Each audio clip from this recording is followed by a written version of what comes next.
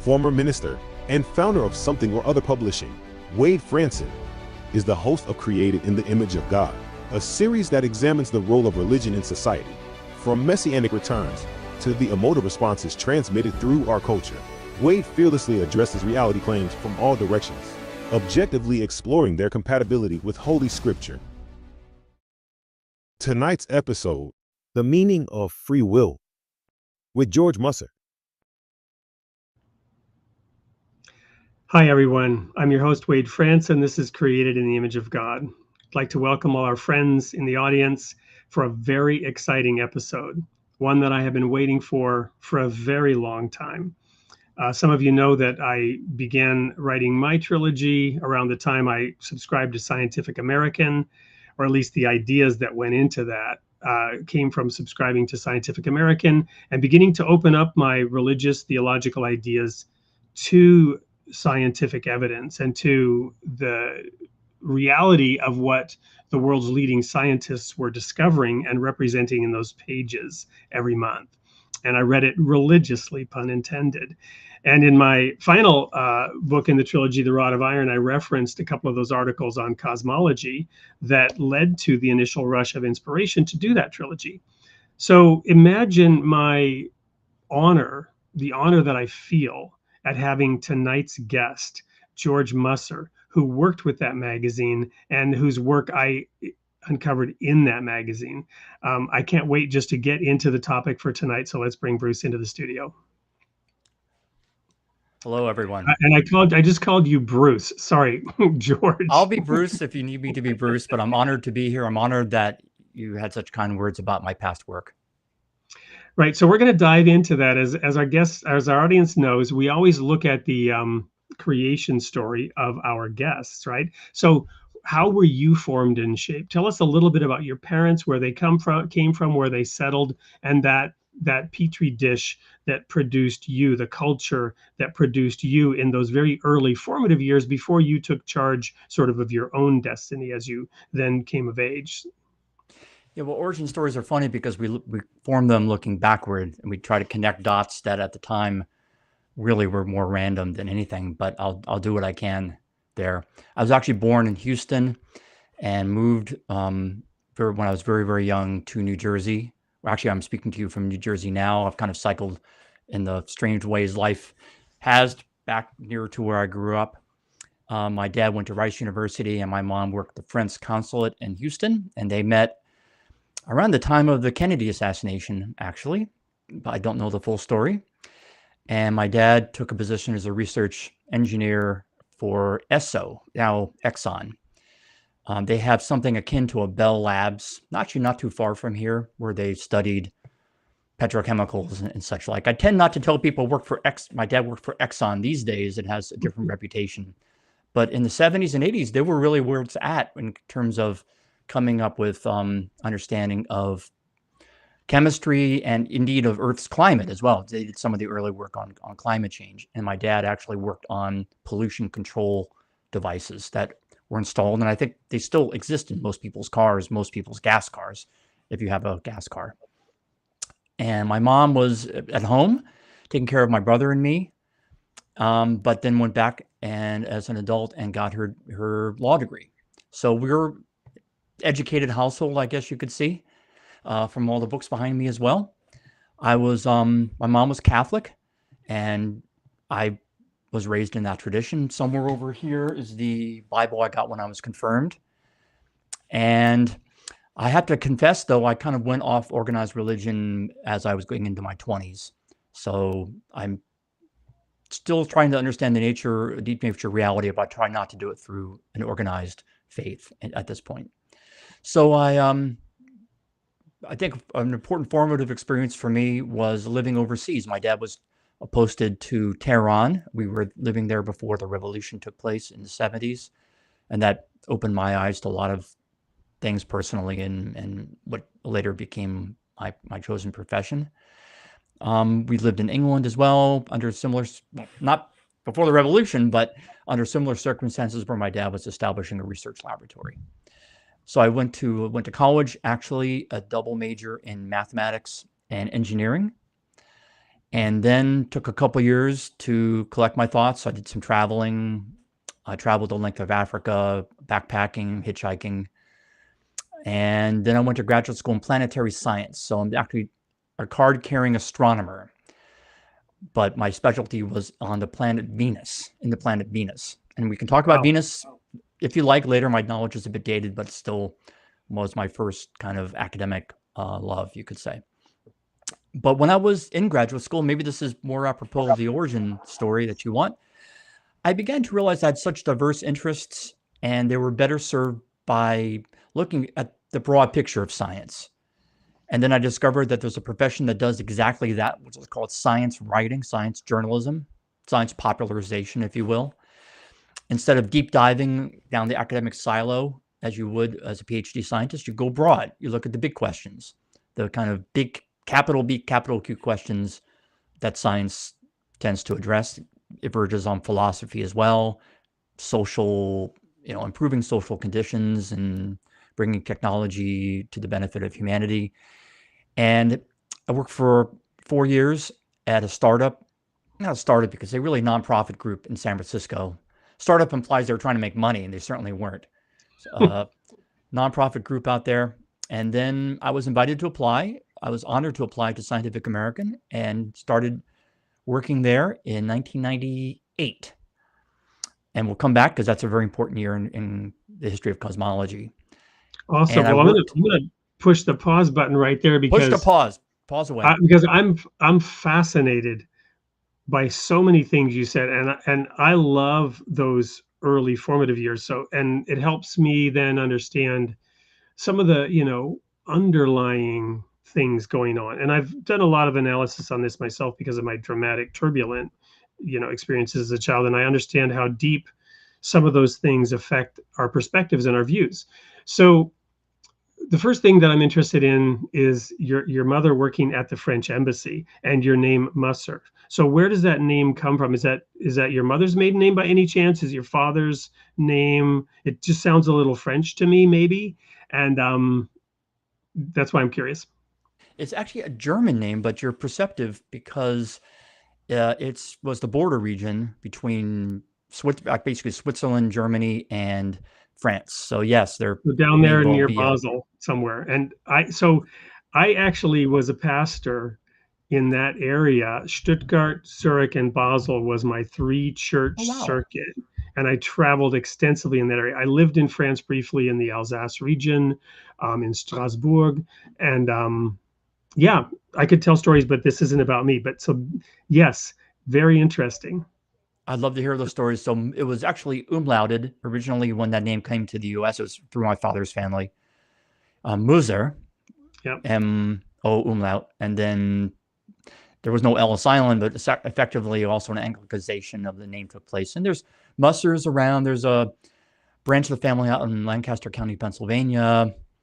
There's a Musser Marimba company, although I'm not connected with that. So there's some Mussers here, and there's not a common name though. Your dad was of German heritage, but how did your mother end up at the French embassy then? Actually, my dad was of a mongrel heritage. The name is Germanic, but I'm part Irish. You can probably tell from my hair. We're all over, traced back to the Mayflower through part of the family too. Nice. So my mom who's actually Czech. She's now, I guess, would be 3rd generation U.S., but Czech descent. I don't actually know her story, why she studied French in college and got a job at the French consulate in Houston and speaks highly of it, but you never actually told me why she went there. So this is the question I'll have to ask her. My dad unfortunately passed away some years back, so I don't know all that story, but my mom's still around, so I'll ask her.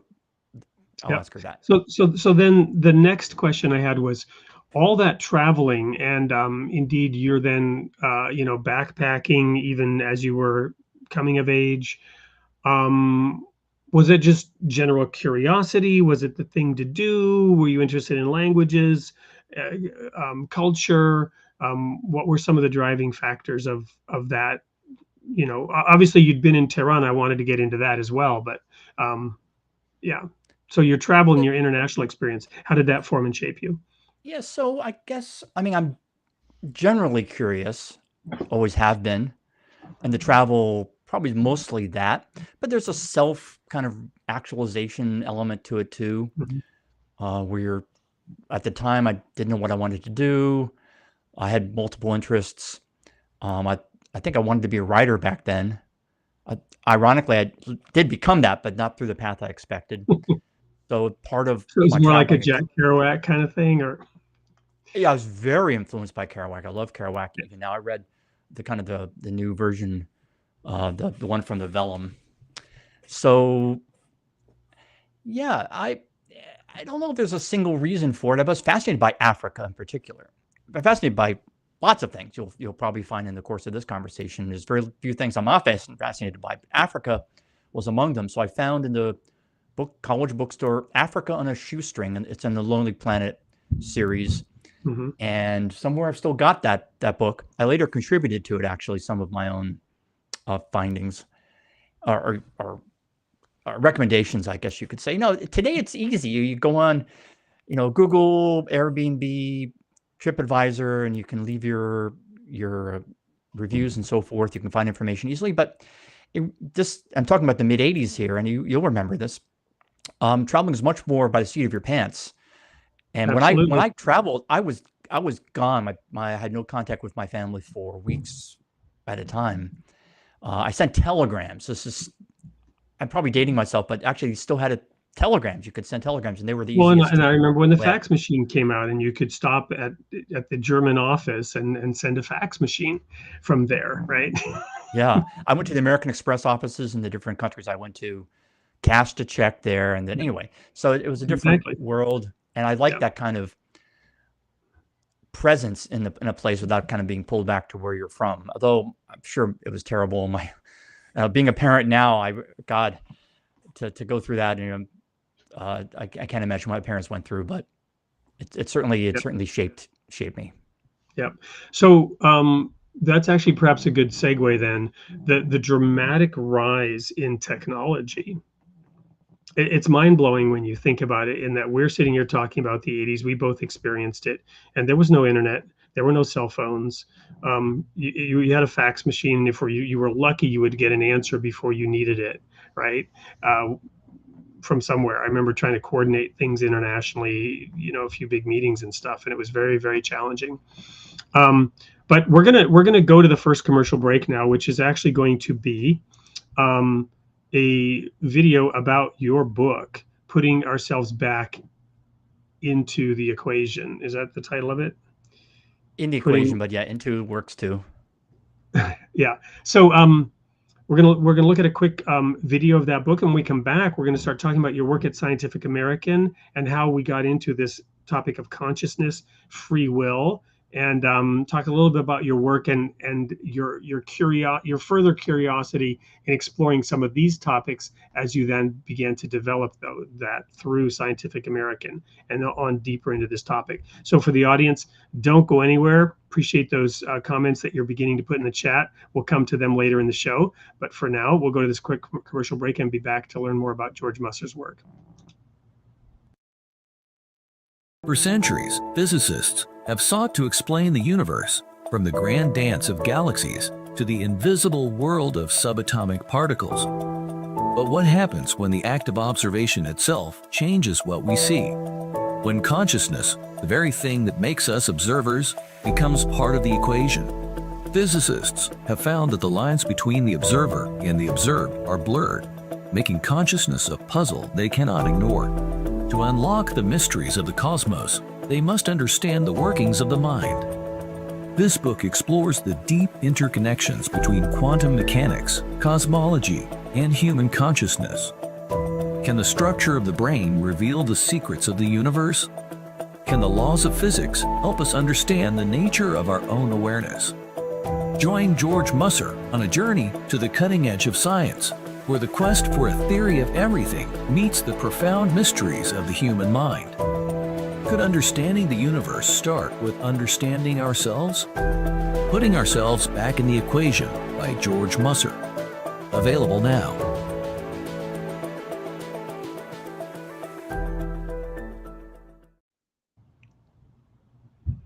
Wow. I can't wait to dive into that book. Full confession, I haven't read it yet. But as you and I were talking earlier, it was that idea of looking at the world, well, looking at the universe rather through these studies. But we do so in anthropomorphic terms, in that we're really looking for answers to questions about ourselves, where we're going, where we came from, our own makeup, what is the self, and but we're looking for answers even as we look into the furthest reaches of the universe. And you talked about, rather than going deep, you became a science journalist, or into journalism, to try to make some of those things accessible. And this book seems like a big step in that direction. So tell us a little bit about this book and what you've accomplished in it, what you're hoping to accomplish, and what you hope people will get out of it. So the book, this latest book, like all my projects, has its own backstory. Really came out of my previous book, which was more on quantum, focusing more on quantum physics. And of course, of working on that book, the questions of observers kept coming up. And I decided I needed to kind of dive into that. And at the same time, and I talk a little bit about the origin of this in the kind of introduction to the book, but to recount, I go to a lot of conferences. I love going to conferences. It's fun to meet people and hear what they have to say. And you have these after hours conversations in bars, restaurants, just walking around. And the physicists, the cosmologists, the different physical scientists I talked to kept bringing up questions and topics that didn't seem in their wheelhouse. They kept bringing up consciousness. They kept bringing up, maybe not consciousness exactly, but perception, things that are traditionally associated with neuroscience or cognitive psychology and the humanities and other domains as well.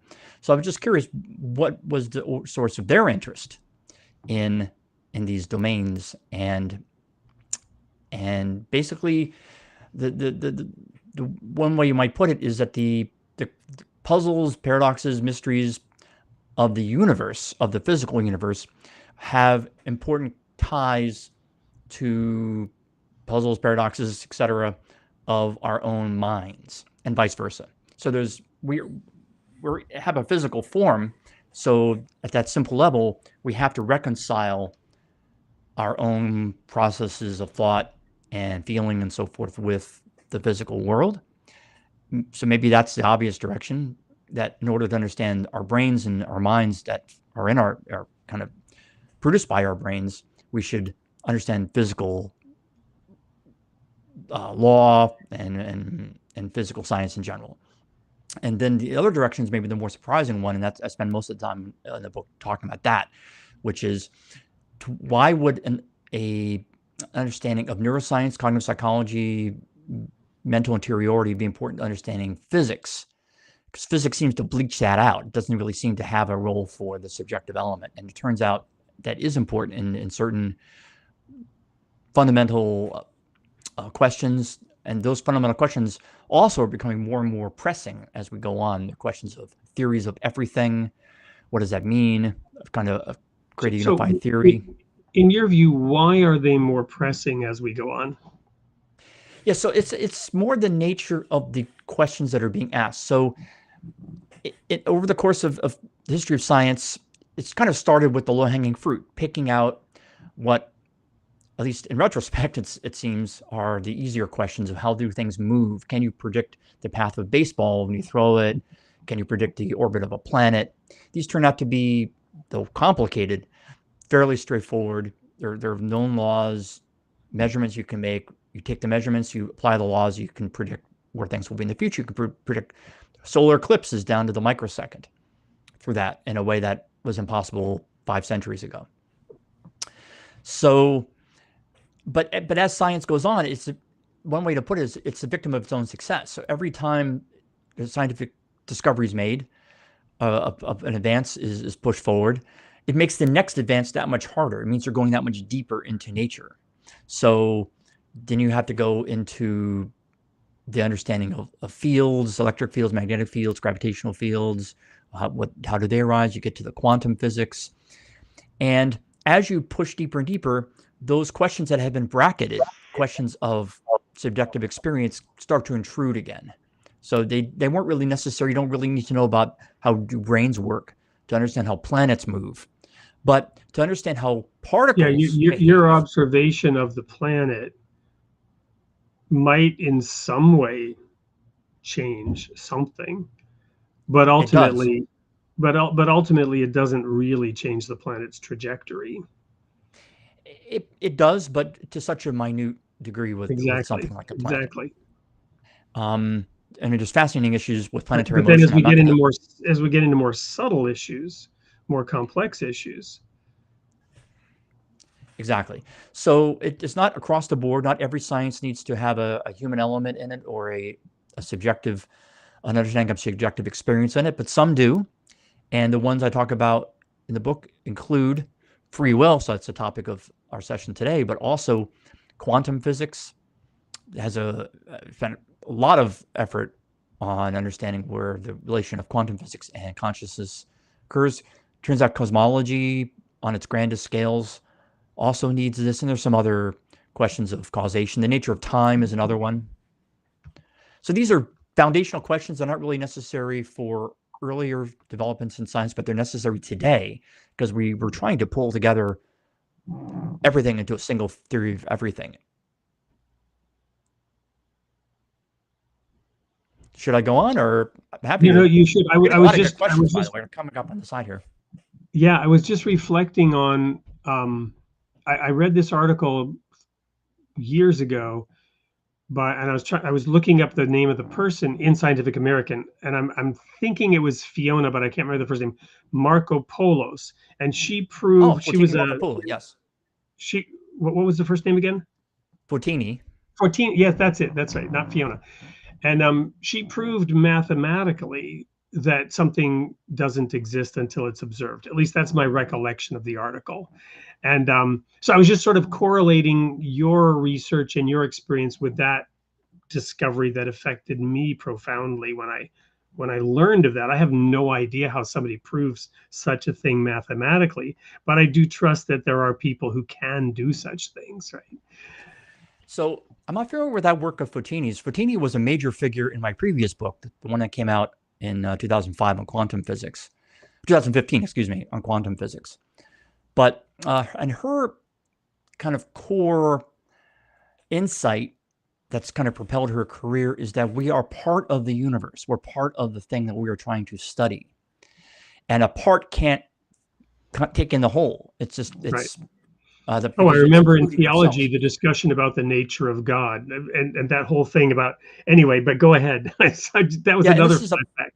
Go ahead. a fundamental question I've also talked about in the current book, that Because we're God doesn't part. have parts, right? And God doesn't have parts. Anyway, go. Yeah, and certainly not physical parts. So, Right. but we mortal creatures are part of the universe. We're a very small part, both in spatial and temporal terms, and that creates limitations or creates a lens through which we observe the universe, and we need to be aware of that. We need to not assume that we're seeing the universe from some perspective other than our own perspective. And science sometimes forgets that.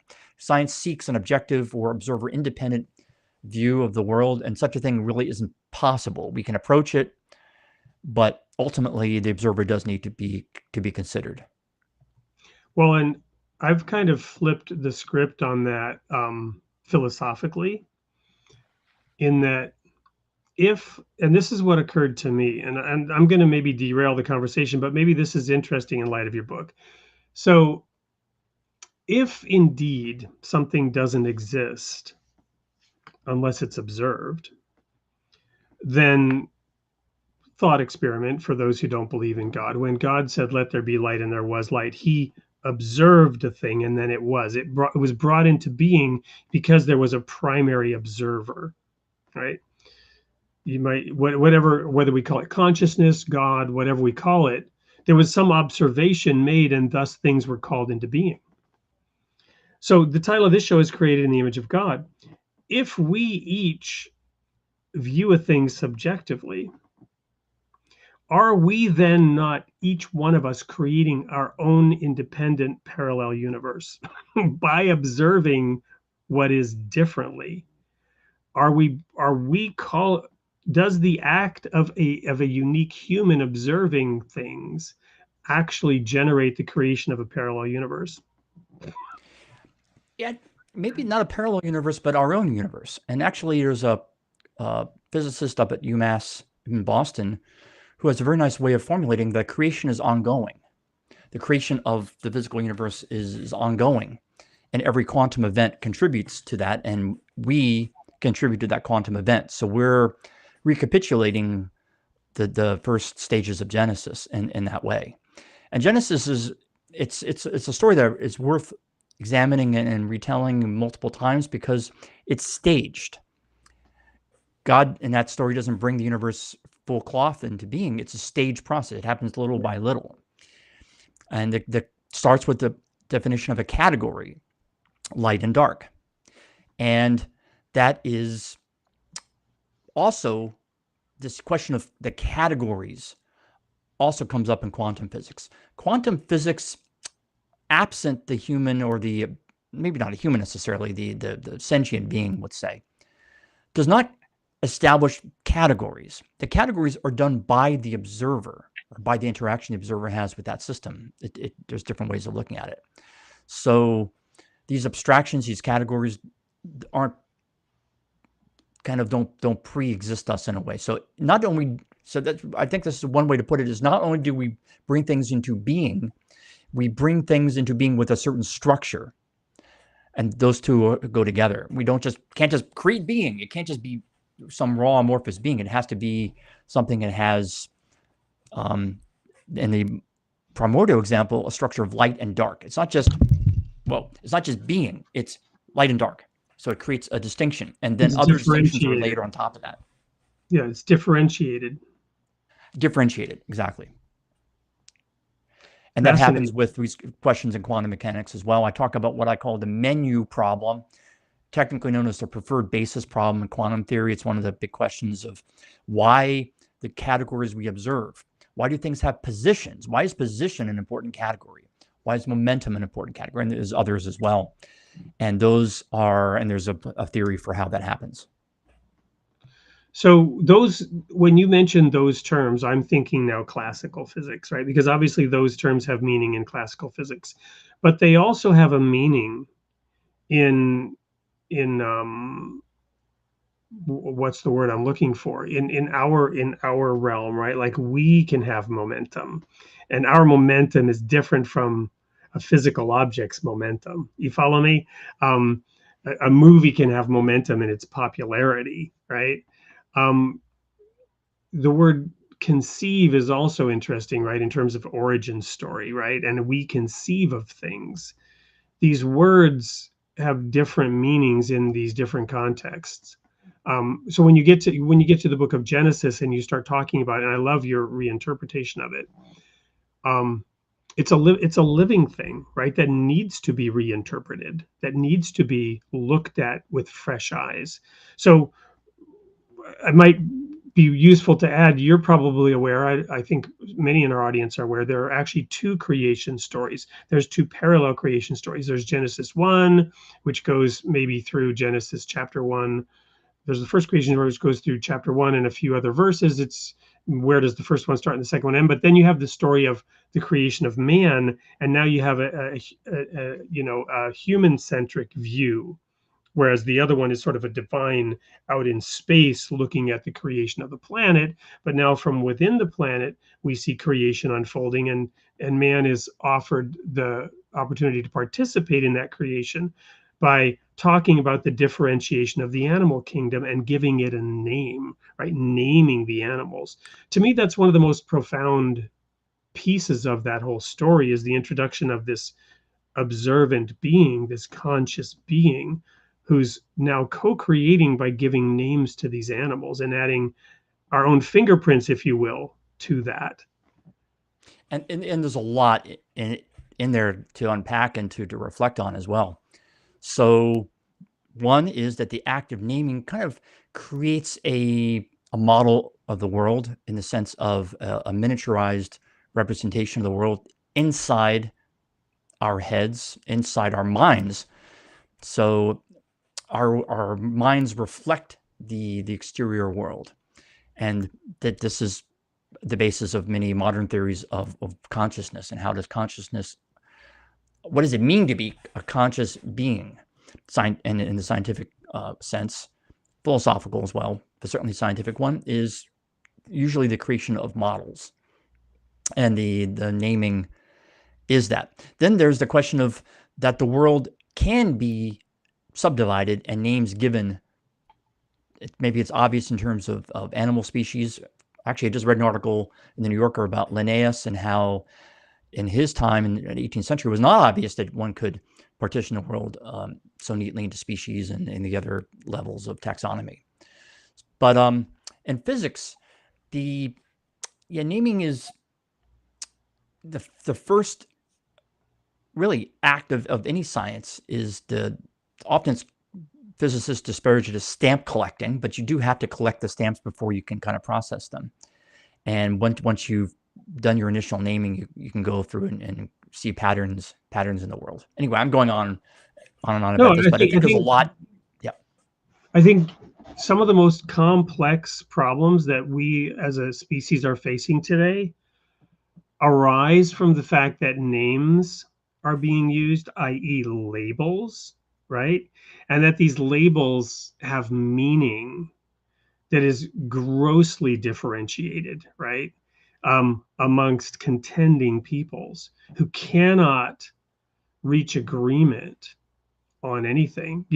They're putting their spin on everything, which is, of course, interesting in the whole quantum. I don't mean to get too vague and fuzzy here, but let's now go down back into the science for a minute. So in your book, you're talking about consciousness, the emergence of consciousness and free will and some of those concepts. So tell us what some of those deep dive scientific discoveries are that you are maybe not popularizing, but seeking to interpret or explain to the layman, or maybe you're trying to begin to fit pieces of a puzzle into that theory of everything that was mentioned in that video. So, there's so many, and I do want to get back to free will, but let me diverge again back into quantum physics, because I think Sure. When let's pick apart some of the things or we were alluding to earlier, and maybe talk about that a little bit. So and I'm going to go through this quickly, and we can come back with questions later if anyone feels they're losing the thread here. I'll try to pick it up later and help you guys. But in certain situations in quantum physics, one can have a particle, usually it's a particle, but can be anything. We'll just call it a particle, in an indeterminate state. So it can be, we call it a superposition state. It can be, the usual example is like people talk about the Schrödinger cat. It actually isn't done with a cat, but you can think of it in those terms and then relate it back to the particles. The cat is alive and dead. That might correspond to a particle having its spin oriented up or down. And the funny thing is that the cat can be alive and dead at the same time, or maybe a better way of putting it, it's neither alive nor dead. It's in some other state that somehow combines those two features. So this is routine with particles. In fact, the light coming from light bulbs and other processes in nature, really everything that's all around us that we're not aware of it, is also in this indeterminate state of being in mutually conflicting options. So I'll pause you there for a second, because I've obviously, if you've been reading for a while, Schrödinger's cat, hugely important, but I've never really, strangely, this is new to me to just simply say it's a different state, right? It's not both alive and dead. Those are constructs that we use to understand. It's something else that we don't yet fully understand. We don't fully understand it. It's a different state. That to me is really helpful. It's also a subtle point, and maybe is muddying the waters if they're coming into this for the first time. It's easiest to think of the cat as being alive and dead. in this combination of those two conflicting options.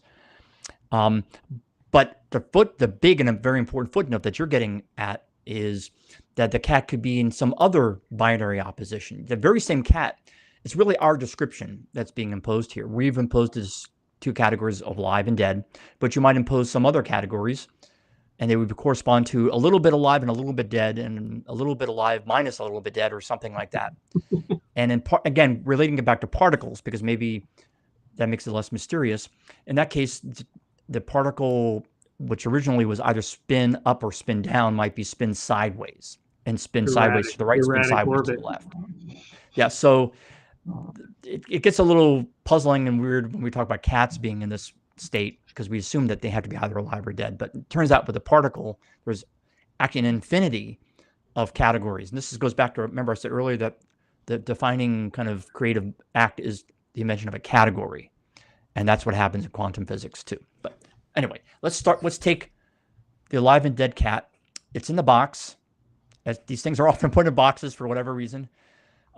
Box represents kind of an isolation for the observer. We open the box, we look, and we see the cat alive or dead. And the great puzzle of quantum physics is why alive and dead got turned into alive or dead. What happened there? Why do we see it just in one state or the other, not in this kind of indeterminate or ambiguous state of the two? And this seems to involve, or it manifestly does involve, the act of observation. Now, why would the observer's intrusion into opening the box and looking at the cat cause the cat to snap into one of these two states? That's what's called the measurement problem. It's not fully understood to this day. In fact, huge debates over this, sometimes quite ill-tempered debates, can arise over this question. People assume they have the answer.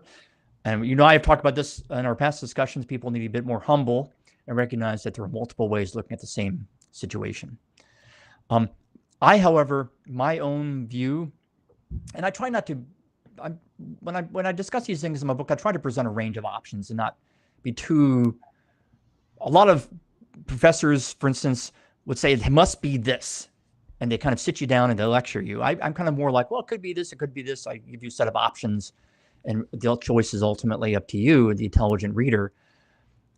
Having said that, I do have an opinion. My opinion is that the aliveness or deadness of the cat is an artifact of our own nature, of our own observation. And the fact that, like Fotini argued, as you pointed out, we cannot stand outside the cat. Whenever we interact with the cat in its ambiguous state, we come to be connected to that cat. We come to share its ambiguous state. And through a chain of reasoning I can go into later if you want, that leads us to think the cat has snapped to being alive or dead. It actually hasn't. We've snapped to seeing the cat as alive or dead. It's a statement about us, not about the cat. Okay, I just threw a lot at you guys. You're very patient for putting up with me on this, but the point being that the nature of observation comes into our quantum experiments. So this is wonderful. This is like reading those articles that you were editing in the early 2000s and later articles you were contributing, but with a real live person sharing it. And there's a certain energy that is actually activating perhaps more processing power. So I'm going to react to this by asking a couple of questions that occurred to me.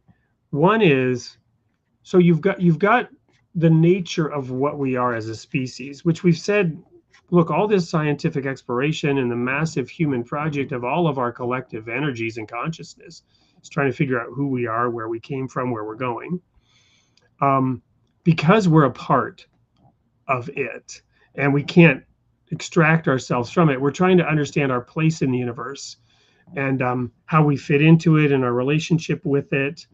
But what's unique about us, again, in the context of this show, that particular box that is this show, created in the image of God, is that there's some higher purpose, and it has to do with, again, going back to the Genesis story where we were given a choice. We're given a choice, and later in the book of Exodus, I believe it is, that choice is reiterated, or Deuteronomy, it says, I set before you today life and death. Therefore, choose life. Choose life. A lot was written about this recently in the Jewish experience, Holocaust and all this. Choose life, the Jewish race having to choose life despite all, to choose life. My point being that there's something about our nature, the nature of what we are, that we're making that choice. We're the first entity on the planet that can consciously choose life or choose death. Joe Atman, who's been on the show and who we invited to the audience. I haven't seen him comment yet, but if you're out there, Joe, please engage. And his book, A Philosophical War, talks about that Garden of Eden story in the context of we're forming concepts as we engage with reality.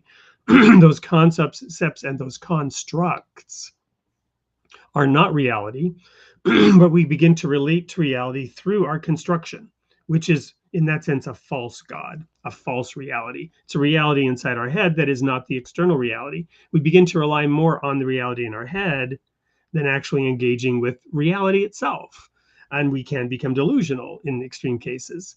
But my point is, there we are. We've been given this power of consciousness. We've been given the opportunity to interact with reality in a new and completely different way than anything else that was created before us, again, in the context of this show. And we always have a choice to make. There's something about how we're constructed that we're being asked, yea, required to make choices. And in that sense, that's maybe why we're interfering with that cat in the box, is because it's the nature of who we are that cat is snapping into a, did you call it a superposition? Because of the nature of who and what we are. And that is, we're going to pollute that free expression of alternative states by engaging with it, even through the act of observation. We're going to permanently alter that situation. It's as said in that movie, was it Rainn Wilson in the movie Juno told Ellen Page, that's one diddle that can't be undid, right? Once we observe the cat, it can't be reversed. So there's a time element, and our choice sort of invokes that collapse of the wave function in classical physics. The bowling ball moves in a different direction because of our interaction with it. Well, there's a lot there, and to take what the last remark is, it's really the interaction that's the key kind of pressure point in this whole discussion. What is the nature of the interaction that allows the choices that we make, and that might just be abstractions, to gain physical form in the sense of take the cat, that can cause the cat to snap into it, being alive or dead. Then going back again through your remarks, you mentioned that it can't be reversed. Actually, one thing that's distinct about quantum superposition over other forms of multiplicity is that it can be reversed. That's actually the one key difference between the quantum and the classical the cat worlds can be when it comes down to resurrected.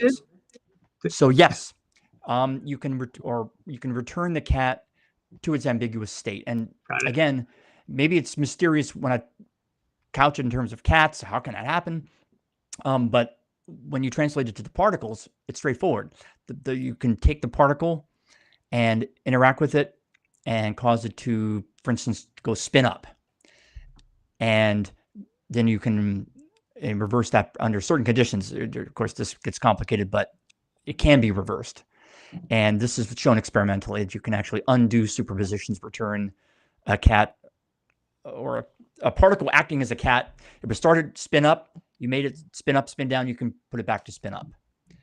Completely reversible. And that's, again, distinct from the classical case where if I think that the present on the floor contains a drone or the keys to my new car, open it up and it's a drone, I can't close the present down and open it up again, it becomes a keys. It's just once Monty Hall opens up the door and shows what's behind it, the choice is made. And that's the classical choices we make in the world, with exceptions, can't be reversed. And this is, of course, we tell our kids, You know, you got to live with the choices that you make. You can't undo them. In quantum world, you can undo them.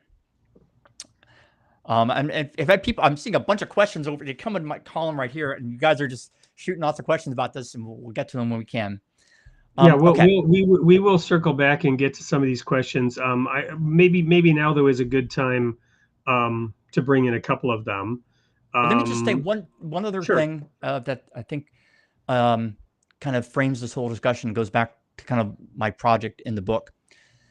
Physics, in addition to kind of bracketing questions of the human experience, also bracketed the question of agency.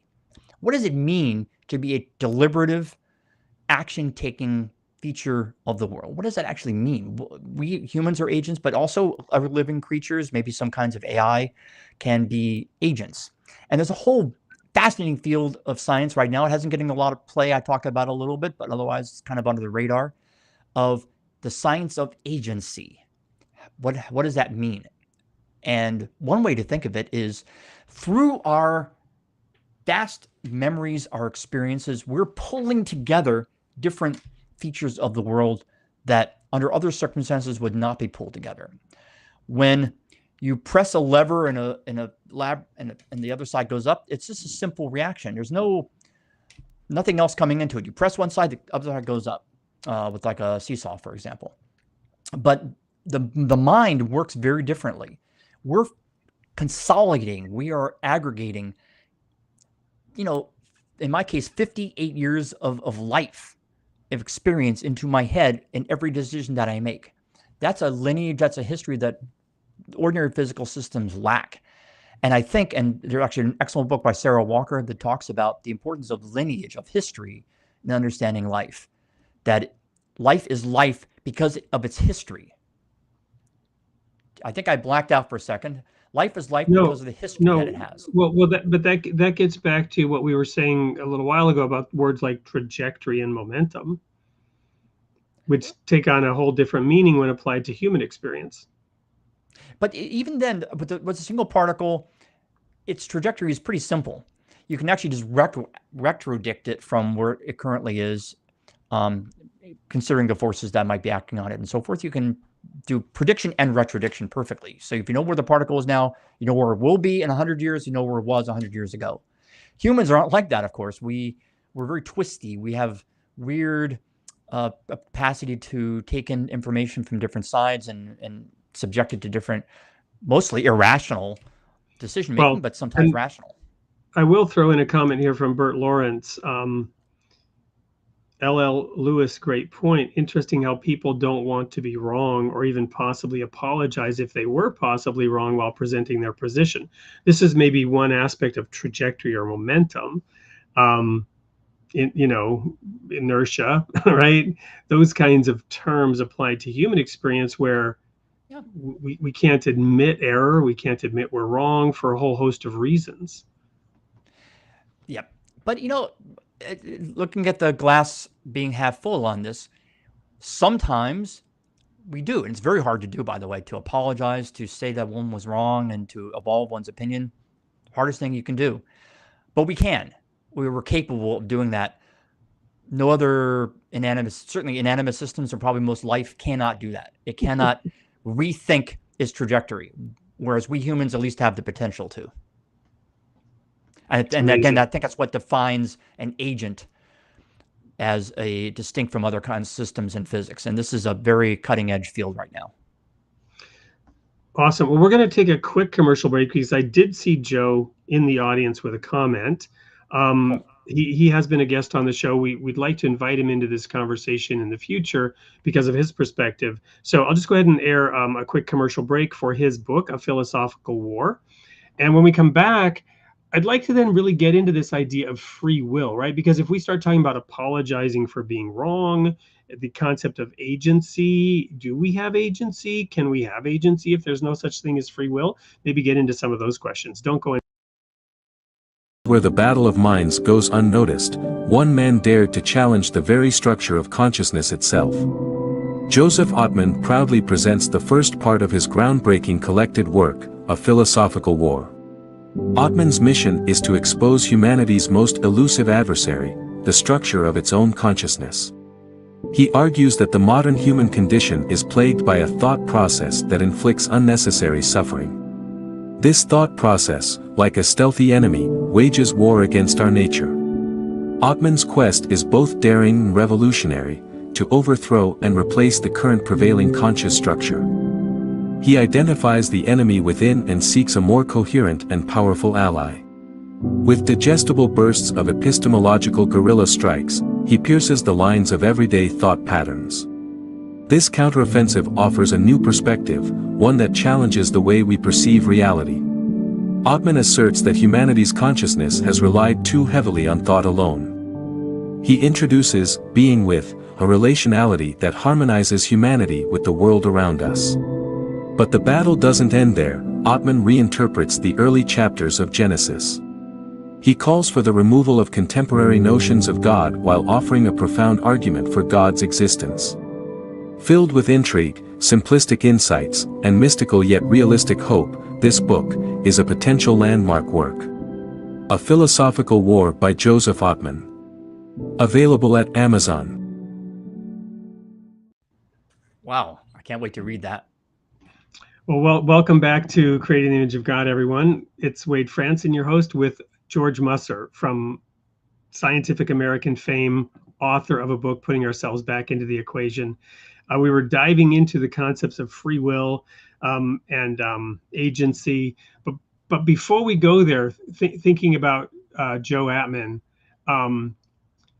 let's just go there. I don't want to derail it further. So tell us a little bit more then about consciousness, free will, agency, some of these ideas you were discussing in the context of your book.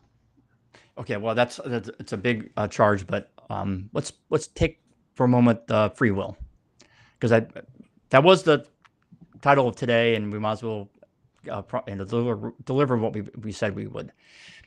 So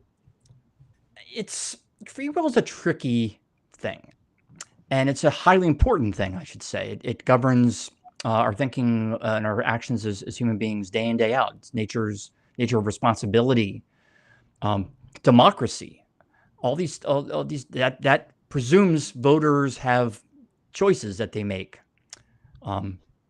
hopefully freely. So free will comes up a lot, and I remember when I was a college student, we would go out in the hallway and discuss free will. It's one of those kinds of classic collegiate experiences to talk about free will.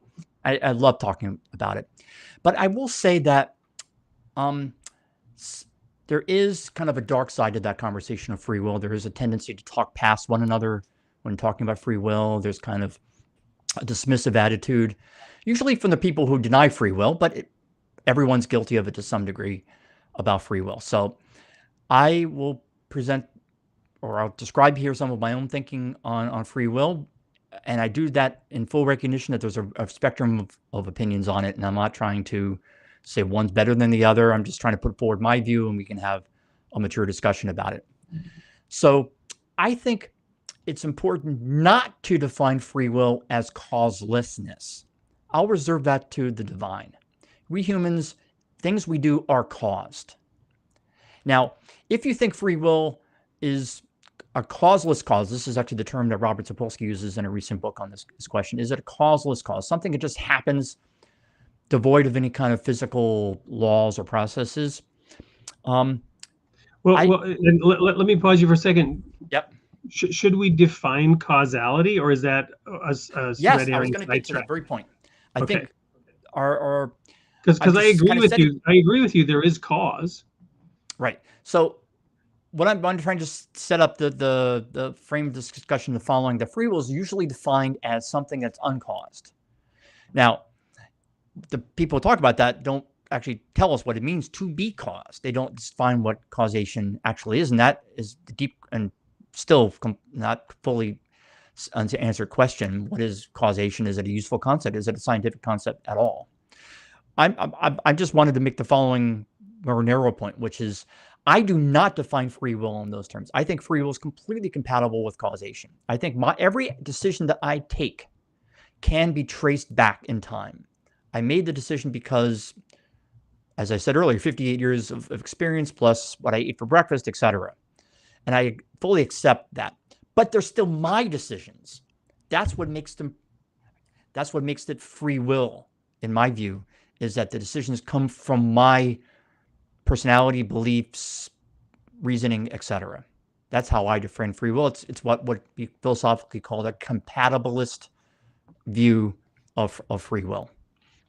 Now, a lot goes into that. We have to start unpacking it. As you rightly point out, the concept of causation is the first thing that needs to be pulled out of this.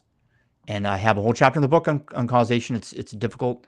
What does it mean to cause something? Why is it difficult? Well, one reason it's difficult is that causation doesn't seem to be consistent with physics. So there's a tension there. Physics, the physical equations, dynamical laws is what we call them, tell you what the world will be given what the world is. If you define the world as particles and positions and momenta and so forth, it tells you where they'll be in a second from now. That tells you where they were yesterday. There's no sense of cause in that, though. There's correlation that the positions, momenta, etc., the particles tell you where they'll be or where they were. But we expect a bit more, at least when we use the word cause in everyday terms. We expect kind of more, one thing led to another. One thing impelled the other to occur. There's kind of a compulsion that occurs there. And that just isn't in physics. So philosophers, Bertrand Russell was the most famous. Early Bertrand Russell, actually, he revised his views as he got older. But the early 20-something Bertrand Russell said that causation just is a non-scientific, unscientific, and probably unphilosophical concept. And later, he came around to thinking it is a useful concept, and there's been actually a vast explosion of thinking in statistics, computer science, over the past 15 or so years, 20 years, on the notion of causation. Because here's what happened. If you deny cause, you get yourself into all sorts of rabbit holes and all sorts of dead ends. Does smoking cause cancer? Well, no, it doesn't, because it's correlated with cancer. It doesn't actually cause cancer. Right. Does human action, land use change, carbon dioxide emission cause climate change? Oh, no, it doesn't. I mean, you can, and maybe there's something to it. We have to be careful about ascribing cause when there isn't. We don't really have a good sense of it. But you don't want to overcorrect either. We're trying to act in the world. We're trying to be better humans. We're trying to save lives. We're trying to make the world a better place than what we inherited. That's kind of my personal goal in life, by the way, is to leave the world better than when I came into it. And to do that, we need to know how to act. And to know how to act, you need to know what causes what. So I want to causation is important. I want to jump in here, but I don't want to cause a derailing. So hold your thought. Try not to get derailed by this, but I want to just bring in a couple of other thoughts. So first of all, with the complexity that we have today and the way that big issues are seeking to be solved, such as climate change, such as the economy, whatever the really big questions are, where people are getting onto ideological bandwagons and using labels and blaming and shaming other people, there's a lot of blaming of other people. There's a lot of assumption of ill will and bad intent. And my general view is everybody on the planet, with perhaps some very few psychopathic exceptions, and even they are not exceptions that prove this rule, or maybe they are exceptions that prove it. Everybody thinks that what they're doing is for the good of everybody, right? Even a mass murderer does what he does thinking he's somehow improving the world, right? So good intent is to be assumed rather than bad intent to be assumed, right? So when you're talking about now being a scientist and whatever field you're working on, I know there are sort of swarms of people or waves of people who are attributing ill will to people, but the problem is that the problems are so complex. There's collateral damage, right? There's unintended consequences, right? There's modern versions of bloodletting, which was assumed to be something that was helping people, right? Whether it's in the realm of COVID and COVID vaccines or COVID treatments or whatever it is, good, bad, I'm not coming down on any position, but the intent here is goodwill. And yet nonetheless, we sometimes create Frankenstein monsters, right? I mean, But that is well put. Well put. right. But what the next thing I wanted to get at is that some of the work that you're doing and that is now being done is being we are having some renaissance in philosophy and other things because the technology has advanced to the point where we can look at quantum computing, we can look at large data models.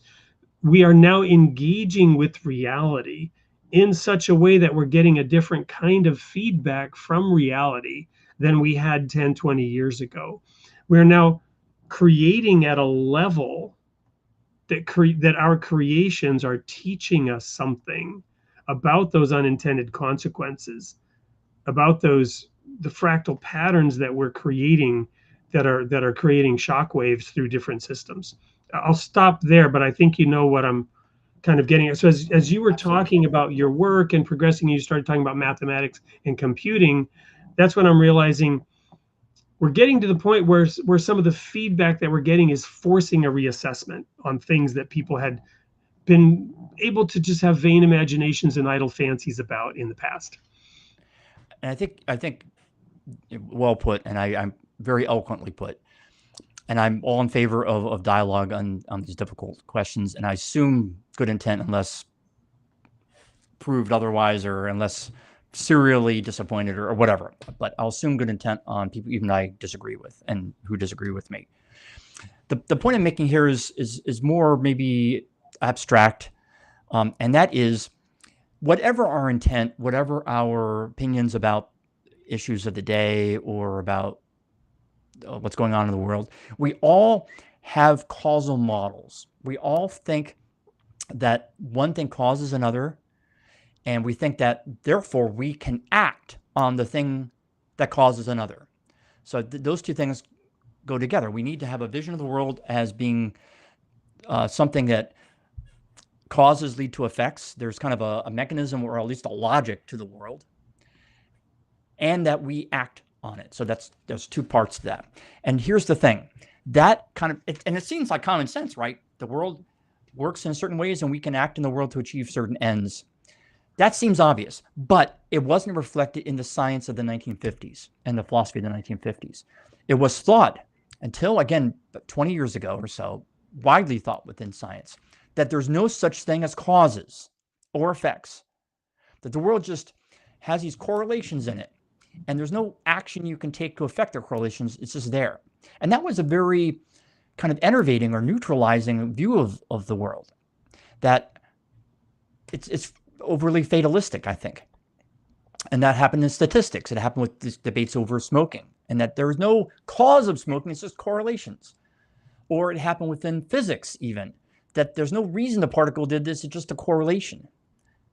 So I think today, we've kind of come back to a more, maybe it's science, it's professors catching up with the kind of ordinary view on this, that there are causes in the world, there's actions we can take in the world, and our science needs to reflect that. And there's this whole thing called causal modeling that can do that. And now we don't have to, now we have a framework, an abstract framework, a mathematical, logical framework to debate these questions of the day. Does smoking cause cancer? We don't just have to throw up our hands and say it's only correlation. We can actually do controlled experiments. We can measure tar deposits or whatever the biologists do on this very question.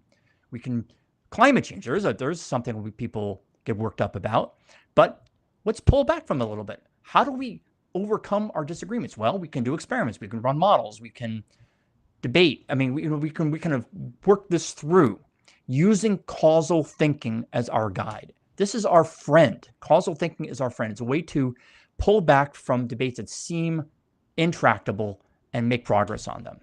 And physics is finally kind of catching up to that common sense view. Interesting. So what was the turning point? And do we see anything? We talked earlier about somebody admitting they were wrong, right? It's not about admitting you were wrong in that sense, but it's about understanding what led to a false conclusion that might help one avoid false conclusions or might help one uncover a deeper error or a deeper bias, right? So what led to the turning of, what led to that? Was there a turning point, and was there some reflection about how we got to that sort of fatalistic view that no, it's all correlation?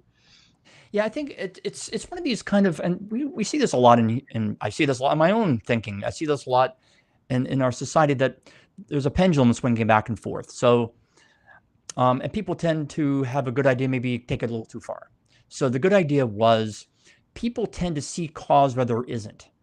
People think the teddy bear or the inanimate object can speak or whatever. I'm making that one up, but the people read too much sometimes into the world, and we don't. So the scientists said we shouldn't read too much into the world. Okay, that's good, but then they went too far, and then they said we shouldn't read anything into the world. Okay, then let's pull back a little bit, and maybe the reason it was generational, just the passing of generations. A new generation comes along and maybe is able to see things in a different way. And I expect the kids today will see things differently from how we see it, and they'll get make their own mistakes, but they'll get some. They'll pick some of ours. So hopefully we'll have a net gain in that. So I've sort of coined the term that we lurch forward from ditch to ditch, right? That's one of my Wadeisms, right? But hopefully forward. Well, we lurch forward from, but I'm also wondering, because I'm now suddenly remembering those articles by Michael Shermer, the skeptic, right? And he's talking about he used to talk about the rhinos in the tall grass or whatever, and pattern, correlation, pattern recognition bias. But to me, he was somebody I always did want to sort of talk to and, contest some of the things that he was saying, because some of the things he would say I disagreed with. Was he representing that view of, it's all just correlation? And I don't even know. I'm just now reflecting on what it was that was bothering me about some of his articles. Obviously, because he was kind of anti-God as well. That's another point, but. Yeah, there's that. So I think it was a tendency among people who called themselves skeptics, often with a capital S. There's a skeptic society. Even I went to some skeptics meetings, and I think Michael was. I mean, first of all, years have gone by since I've talked to him. I'm sure he's more sophisticated in his thinking, because there's, again, been this general scholarly move, and I'm sure he's aware of and partaking in that. But often people who style themselves as skeptics will say it's only correlation, don't leap to conclusions too quickly. And they have a point. That's we fair. do, as humans, leap to conclusions without thinking. But on the other hand, you don't want to stop people from thinking things through either. So you need to find some middle ground. Maybe I should, part of my origin story is I'm really a middle ground seeker. I try to be just in my relationships. Are you a middle child? Daily We didn't life. ask if you have siblings.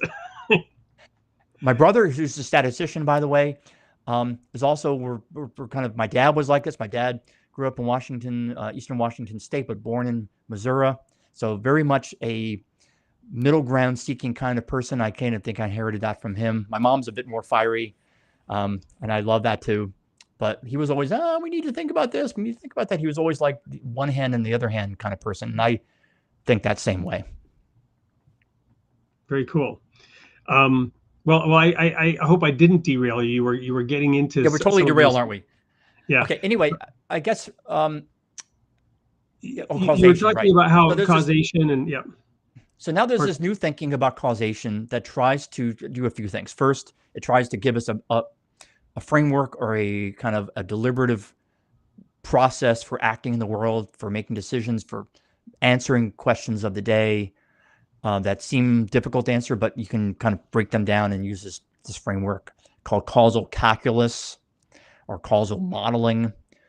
Usually you can detect it on slides and PowerPoint presentations, because there's lots of circles and lots of arrows, and people are trying to say, well, this causes this, but this other thing causes this. And it has a very complicated network structure, and you can kind of start to pick it apart.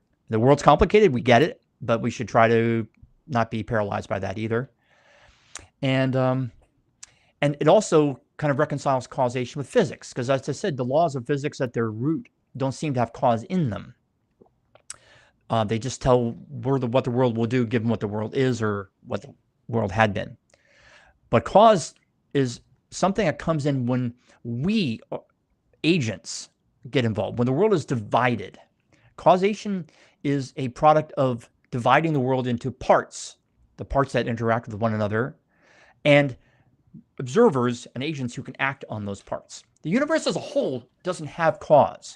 God doesn't see cause and effect in the universe. The universe just is.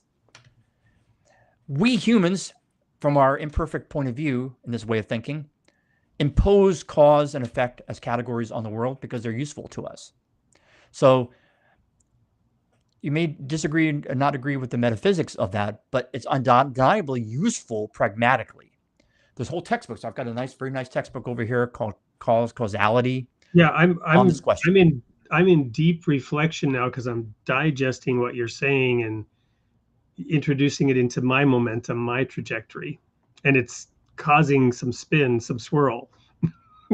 Yeah, we live in what we call the temporal realm, and there's a reason we call it that. It's time oriented. It's time. Time is an element in our lives. The universe as a whole doesn't have a notion of time. It just is out there. It's a space-time structure. Time is something that we see from within, and likewise, cause is something we see from within. And a lot of these philosophical debates start to make more sense when you view, and I call it in my book, the inside-outside problem. When you start to realize there's an outside view, the objective so-called view, and an inside view, kind of the interior or the subjective view. And once you realize there's two equally valid views, and you try to understand how they're related to one another, you can start to slice through a lot of these problems. Wow. I just read an article today on the upcoming election, and the parties and the president we had before, who's a new candidate, and the new candidate because of the current president backing out, and various realignment of people, endorsing this one versus that one, and the article described it in terms of a realignment on the issue of inside and outside. Interesting. And you were just saying that it has practical application, so I'm kind of smiling about that one. There's an insider's view and there's an outsider's view, and some of the alignments were more than Democrats versus Republicans or some of the other themes. It seemed like insiders versus outsiders is an upcoming topic. Right. This comes up in so many contexts, not just political, not just scientific, but generally I'm just boiling it down to two. Of course, there are even more than two. Probably each of us has our own individual inside view. So there's 7 billion of those already, plus the hypothetical, or at least not hypothetical. It's real, but difficult to access outside view as well. Science. I didn't remotely mean to get into politics, but that was just an interesting connection. What I do want to highlight, as we're running out of time, we're already over time, because this is just so fascinating. I am just learning so much, and I'm so energized by this discussion and what it portends, because I see these connections. But it does have very real implications if you process it. And what's coming to mind is actually 2 songs by the Talking Heads, right? Because art is a whole nother factor, right? If you're going to talk about a theory of everything, you have to throw a little art into it, right? But one is, that the song by David Byrne, where, well, actually they're all by David in Talking Heads, but he's saying, "I can feel my lifetime piling up," right? That's one of the lyrics. I can feel my lifetime piling up, this trajectory, this momentum idea. And this idea that you're on a course and you can't change it. And there's another song earlier from one of their earlier albums called Mind. It's from this album called Fear of Music. I don't know if you ever listened to that one. It's an amazing album from like 1979. It probably literally saved my life as I was graduating from high school, that album. But the song Mind had this lyric in it. "Religion won't change you. Science can't change you. Looks like I can't change you. What's the matter with you? I haven't got the slightest idea. I need something to change your mind." Wow. Yeah, he's amazing. And we all need things that can help change our mind. We all need things that can help open our mind. We all need things that can help us remain a seeker, right? Rather than getting locked in on what we think we've found. Because whatever, this gets back to that thing with that Joe Atman talks about, is those false constructs through which we relate to reality, and they become in biblical terms a false god, a false idol, right? One of the commandments is thou shalt have no other gods before me, right? Thou shalt not bow down to them to serve them. But these constructs, these ideas in our heads, they become our lens of looking at and interacting with the world. And I was in Leningrad at the time when Gorbachev was abducted. I've told this story before. And with the swirl of everything that was going on there with the wall hadn't come down yet, but it was clearly that post World War II Cold War situation of the Soviet bloc and the Iron Curtain was unalterable. But here it was crumbling, and I was literally coming into Leningrad while tanks were coming from Moscow, right? Because Gorbachev had been abducted and there was a coup. And in that swirl, working with these young Western educated guys from Radio TV Leningrad, they were talking about how in this time of crisis, these satellite nations will return to Mother Russia. And I'm like, are you kidding me? Those people, they hate you to the depth of their toenails because of the subjugation that you opposed on, Estonia, Latvia, Lithuania, where I was working as a minister while I was in Europe. But what I realized in that moment was, getting back to this idea that imagine good intent, everybody thinks they're right. Wherever they're coming from, this gets into why on the beginning of the show we'd like to talk about your creation story. Wherever we're coming from, we want to change the world for positive. We want to interact. We want to make a difference. We want to find a good place for us, for our families, for our loved ones. But we're convinced we're right. Whatever it is we're doing, we're convinced we're right. And we're not open to being challenged. We're not open to being confronted with reality. And this is, I guess, what Michael Shermer was getting at in those skeptic columns is, look, guys, you got to be open to the fact that you might be wrong. I think that's the primordial, if you take nothing else away from our discussion, that aphorism, be open to the possibility you might be wrong. And actually, you probably are wrong in some way or other. I hate to break the news to you. I think, and I apply that to myself as well. You can't be right in everything. I mean, you're not a god. You shouldn't think you are. Well, no, that would be some way. And there's an example in the Bible of Lucifer, the light bringer, who said, "I will ascend to the throne of God. I will become like the Most High." That's where Icarus flew too close to the sun and the wings melted because he wasn't a bird, right? Right.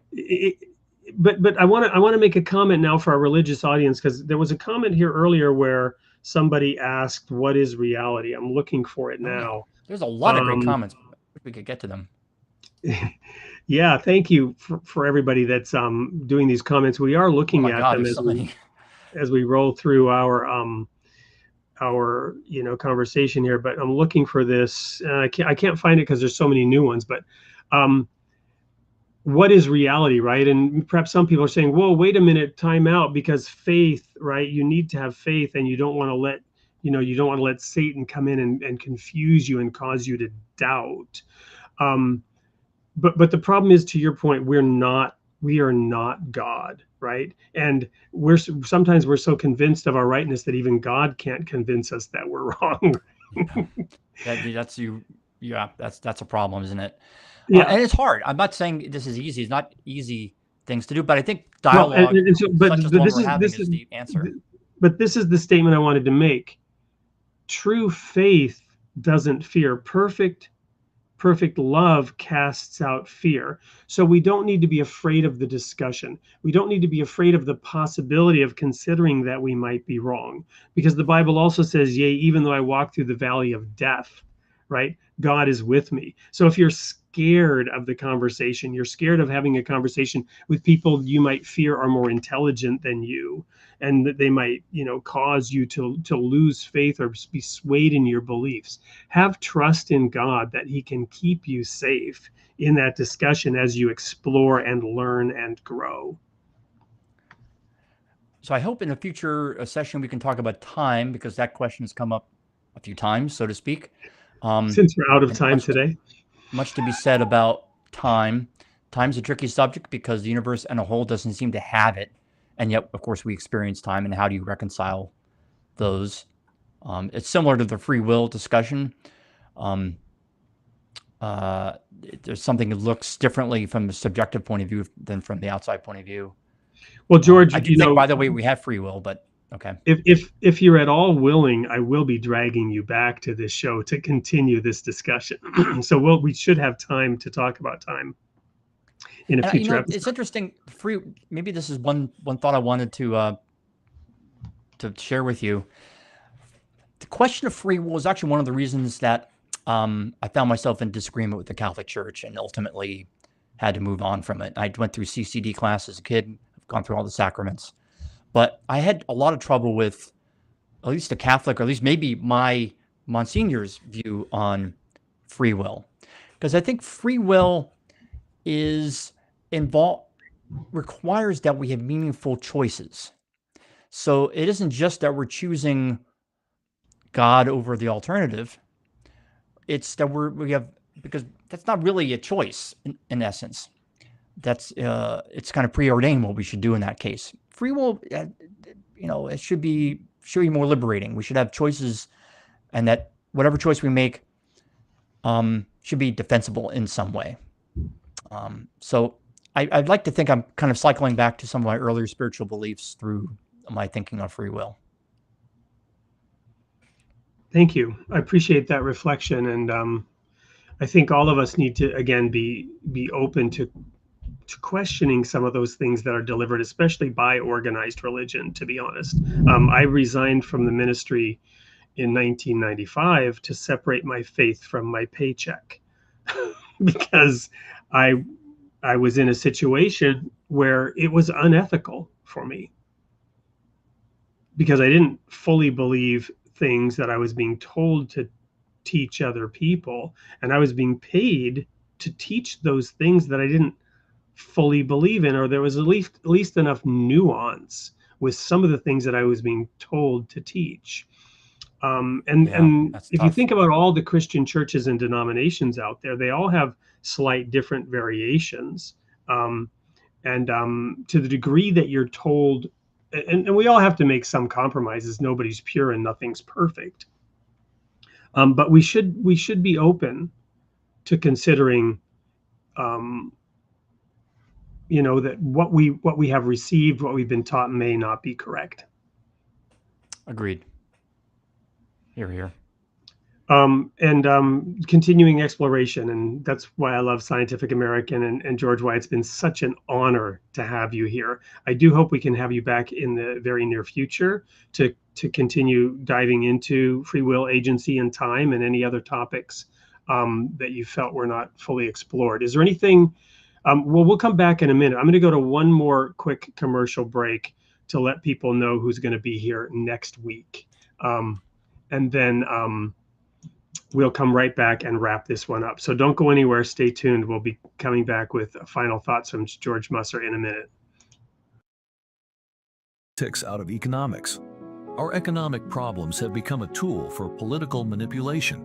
But is there a way to break free from the old paradigms?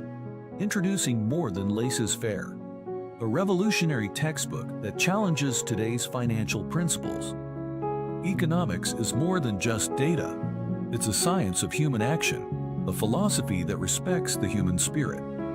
Bruce's groundbreaking model uses the methodology of subjectivism, starting simply and growing into a complex, dynamic framework that integrates all economic theory, providing real solutions to today's economic challenges.